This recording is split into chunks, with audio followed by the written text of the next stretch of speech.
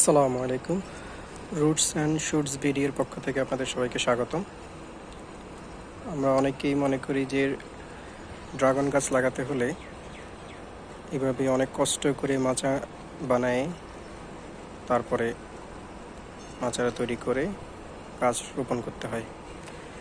অনেক কষ্টসাধ্য একটা ব্যাপার অনেকে মনে করি।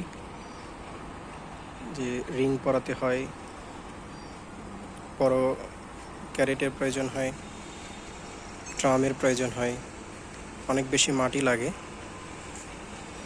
আমিও কিন্তু সেভাবেই তৈরি করেছি। আসলে কিন্তু বিষয়টা তা না। কম মাটিতেও ড্রাগন হয় এবং ফলও আসে। তা দেখানোর জন্যই আজকে ভিডিওটা করছি। আশা করছি সবাই উপকৃত হবেন। এই যে এটা হলো আমার 10 ইঞ্চি টবে লাগানো একটা ড্রাগন,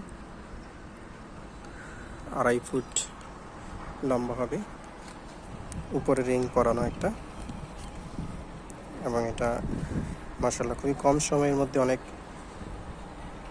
বেড়ে উঠেছে। আর আপনারা দেখতে পাচ্ছেন ড্রাগনও ধরে আছে। তো খুবই কম মাটিতে এটা যত্ন করলে আসলে খুবই কম মাটিতে ড্রাগন ফলানো সম্ভব। তবে শুরুর দিকেই কিছু ভুল হয়, সেই ভুলগুলো সম্পর্কে আজকে কিছু কথা বলার জন্য ভিডিওটা করা। এখানে একটা দেখতে পাচ্ছেন, এই যে এখানে আরও একটা আছে ছোট, এটাতে রিং পরানো নেই, 10 ইঞ্চি টবে। এখানে আলহামদুলিল্লাহ ড্রাগন ধরে আছে। গাছের বয়স হয়তো এত বেশি না, 6 মাসের মতো হবে।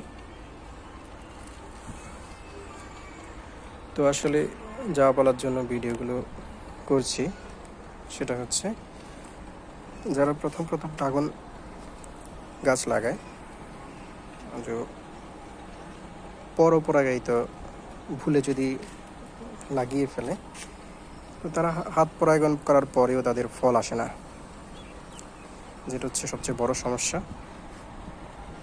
তো তারা প্রথম দিকেই ড্রাগন আর চাষ করতে চায় না। তো প্রথম দিকে আপনাদেরকে নিশ্চিত হয়ে একটা জাত লাগাতে হবে, সেটা হচ্ছে স্বপরাগায়িত জাত, অথবা পাশাপাশি ভিন্ন 2টা জাত রোপণ করতে হবে।